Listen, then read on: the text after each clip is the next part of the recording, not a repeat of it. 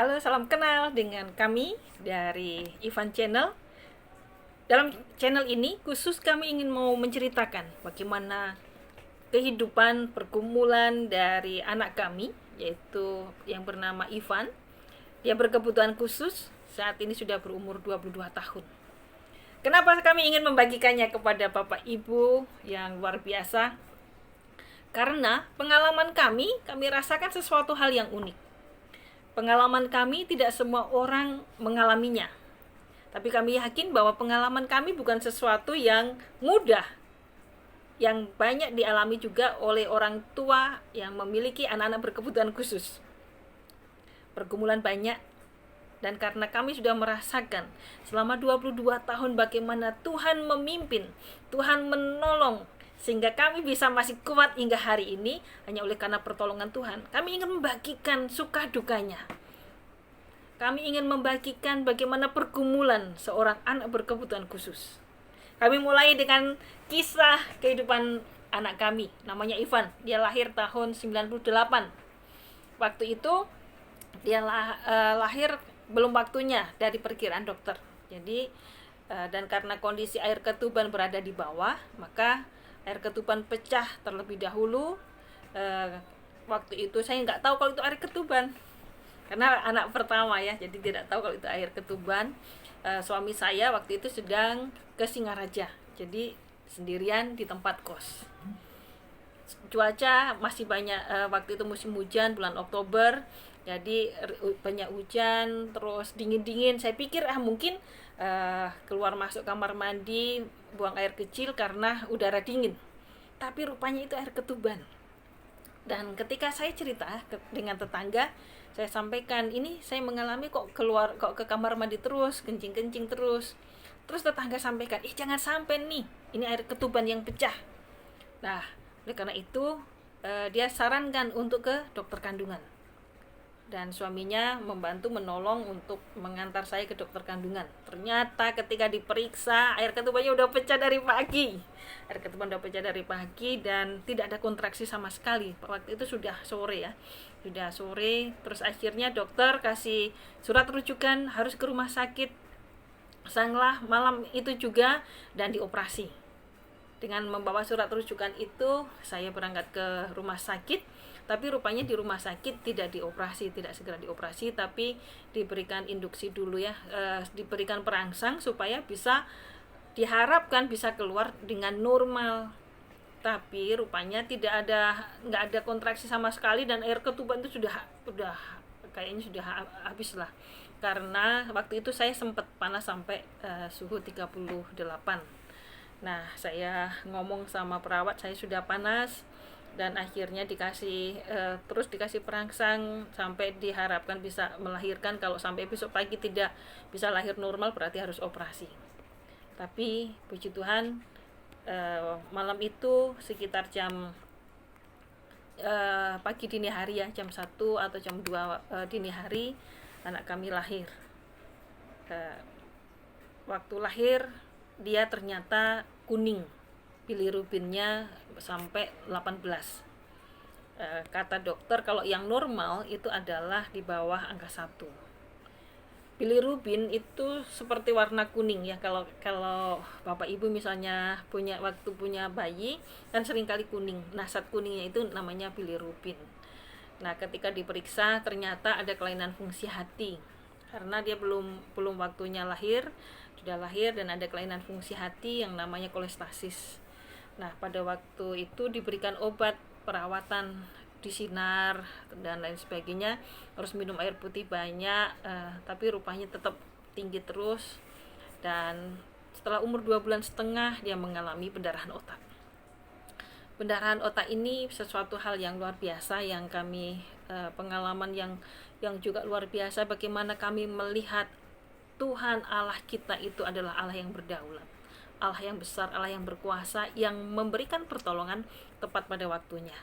Pada waktu itu tanggal 1 Januari, jadi ada banyak dokter yang mungkin merayakan masih suasana tahun baru, sepi ya.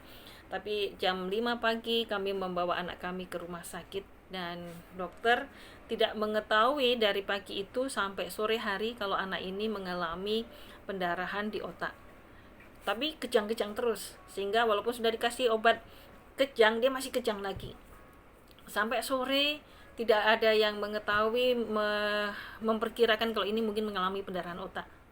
Tapi pada sore hari itu ada seorang dokter, namanya Dokter Budi, Dokter Budiase, yang datang ke bangsal itu, dan beliau katakan, seharusnya saya tidak datang ke bangsal ini, tetapi saya nggak tahu kenapa seperti dituntun untuk bisa sampai di bangsal ini dan bertemu dengan anak ibu, dengan anak bapak ibu. Lalu dokter itu memegang di ubun-ubunnya. Seharusnya ubun-ubun pada umur 2,5 bulan itu masih naik turun, dan dokter dikatakan kemungkinan besar bahwa ada tekanan di otak sehingga ubun-ubunnya itu tidak naik turun. Dokter memperkirakan kemungkinan ada tekanan di otak, atau bahkan mungkin ini bisa jadi ada pendarahan. Oleh karena itu disarankan untuk CT scan.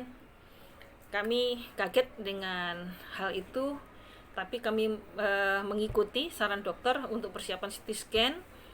Dan ternyata ketika di CT scan hasilnya itu pendarahannya sudah sangat luas dari hasil CT scan ya. Bahkan ketika operasi, darah yang cair itu bisa mencapai 70 ml. Jadi lumayan banyak. Dan ketika mengalami hal seperti itu, memang kami nggak siap ya, tapi bagaimana Tuhan menolong.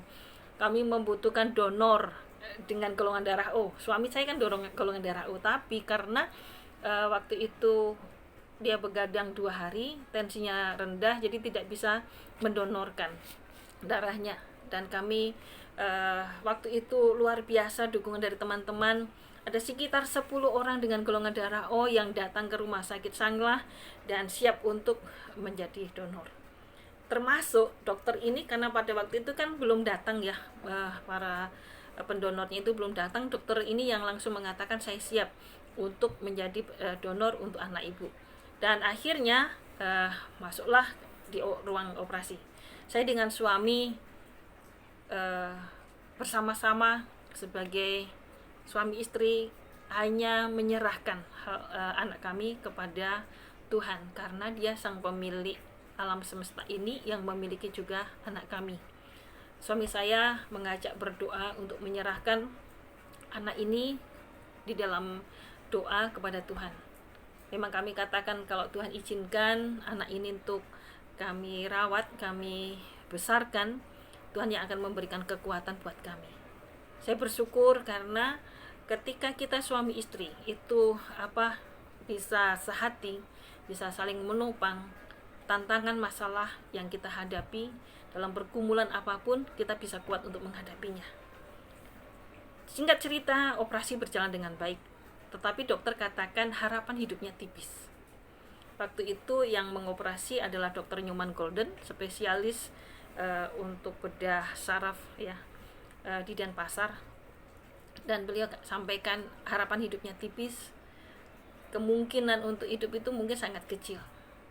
Tapi ketika kami berdoa, kami menyerahkan ini anak ini adalah milik kepunyaan Tuhan. Suami saya katakan seperti itu. Tuhan izinkan, biarkan kami membesarkannya. Biarkan kami juga kuat untuk merawatnya nanti. Dan setelah itu terjadi mujizat. Yang dokter katakan harapan hidupnya tipis. Dia mulai dalam waktu 5 hari mulai perkembangannya bagus, sehingga dari ruang intensif itu bisa dipindahkan ke kamar perawatan yang biasa dan dirawat di bangsal perawatan selama 25 hari. Sangat panjang ya, sangat panjang 25 hari dengan kondisi anak yang kadang tersumbat, ada lendirnya, susah, belum bisa makan, masih panas karena kan dia diinfus terus, ada suntikan untuk antibiotik dan lain sebagainya. Pokoknya banyak perawatan selama 25 hari di rumah sakit ya, di rumah sakit umum. Selanjutnya dia masuk setelah dari rumah sakit di rumah selama 2 minggu. Setelah 2 minggu dia sakit lagi dan harus opnam lagi di rumah sakit selama 2 minggu juga. yaitu kelainan fungsi hati yang saya sampaikan tadi. Ditemukan adanya kelainan fungsi hati atau kolestasis, sehingga walaupun dia sudah minum banyak, minum obat, dia masih bilirubinnya itu masih tinggi. Lalu setelah dirawat 2 minggu di rumah, dia mengalami, setelah operasi itu dia mulai kembali, proses ya sangat panjang perjuangannya. Tidak hanya itu, pada waktu anak kami ini berumur 2 tahun, dia mengalami sakit namanya radang selaput otak, meningitis, yang harus disuntik. 1 hari itu 6 kali suntikan. Rasanya sakit sekali. Ketika melihat anak kita sampai tempat suntikan itu habis ya, infus, kadang infus saja sudah tidak bisa masuk lewat infus. Jadi di tangan, di kaki, kadang di kepala, di sini, di pembuluh darah di kepala dicari sampai penuh semua, karena 6 kali suntik setiap hari selama 2 minggu. Dan yang sangat menyakitkan yang pernah kami lihat adalah ketika anak kami diambil sumsum tulang belakangnya. Wow, dia teriak, sangat menyakitkan, seperti sesuatu yang benar-benar sakit sekali. Dokter juga sampaikan memang rasanya sakit sekali. Perjuangannya belum habis.